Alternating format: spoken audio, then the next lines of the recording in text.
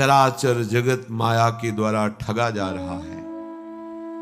हमारी एक एक श्वास व्यर्थ जा रही है। हमें कुछ प्राप्त नहीं करना है, अस्तित्व मिटाना है।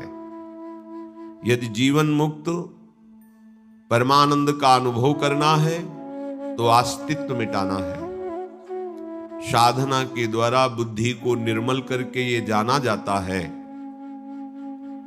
कि जो हमारा जीवत्व भाव आया है वो शरीर को लेकर आया है। स्थूल शरीर, सूक्ष्म शरीर, कारण शरीर, स्वभाव, अंतःकरण धर्म, पंचभूत रचनात्मक ये देह, इसी में अहम और मम, यही भाव हमारी दुर्गति का कारण हुआ है। नहीं तो आत्मस्वरूप में ना कभी फर्क पड़ा है, ना कभी फर्क पड़ेगा, ना अभी कोई फर्क है। विस्मृति के गर्त में माया का डालना स्वभाव है। स्मृति को जागरण करना भक्ति का प्रभाव है। यदि भक्त हैं तो आपको अपने स्वरूप का स्मरण, अपने आराध्य देव का स्मरण, शरीर संसार भोगों का विस्मरण। यदि मायाकृत रचना में सत्यत्व भाव रखकर विचरण कर रहे हैं तो आपका महत्व सुदृढ़, आपका देह भाव सुदृढ़, भोगों में सुख बुद्धि सुदृढ़, तो जन्म मरण भी सुदृढ़। अंदर से जांचिए। कोई लाखों करोड़ों में एक चाहता है जीवन मुक्त होना। उन चाहने वालों में किसी बिरले को ही मार्ग मिलता है। कोई बिरला ही उस मार्ग पर चलता है, कोई बिरला ही उस तत्व बोध को प्राप्त होता है। बिना शांत भाव आए किसी भी मार्ग में आगे बढ़ना नहीं होता। शांत भाव सर्वम खलमिदम ब्रह्मणे नानास्ति किंचन, शांत हो गया।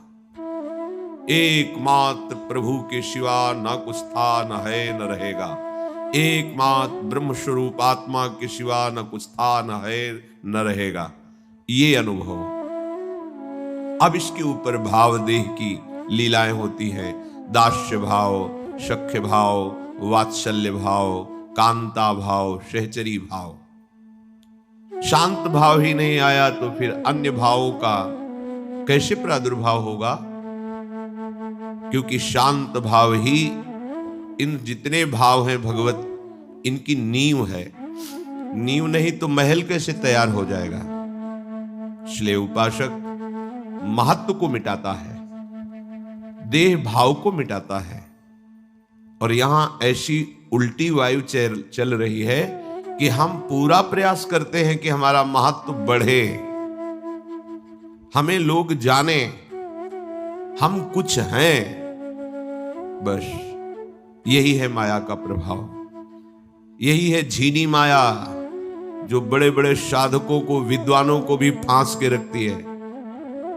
किससे महत्व, किसका महत्व, कैसा महत्व? इन प्रश्नों का उत्तर अपने हृदय में ढूंढिए। किसका महत्व, किससे महत्व, कैसा महत्व? अभी समझ में आ जाएगा। पर इतनी फुर्सत कहां देती है माया कि आप हृदय देश में बैठकर इसका चिंतन कर सके। बस बाहर ही भटकते रहना। देखो, श्रीधाम वृंदावन के वास का अमोघ फल है कल्याण हो जाना। यहां का प्रभाव है। तुम्हारी दुर्गति नहीं होगी, पर तुम श्री जी के समीप पहुंचकर प्यारी जू प्यारे जू को दुलार करो। ये केवल रसिक संग से ही होगा। किशोरी जू की चरण रज में जिन्होंने अपने जीवन को शान दिया है, निकुंज की धूरी में जिनकी सकामता नष्ट हो गई है, प्यारी जू प्यारे जू ही जिनके जीवन हैं, बस ये केवल रसिकों की कृपा से, उनके आज्ञा पालन से, उनके द्वारा दी हुई उपासना से होता है।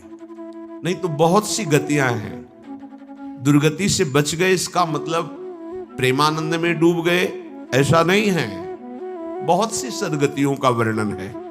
श्री भगवान कह रहे हैं, पीछे जो उत्सव के पहले प्रसंग चल रहा था कि वह परम पुरुष परमात्मा सारे जगत को व्याप्त करके विराजमान है।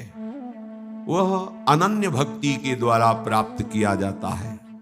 भक्त्या स्वनन्य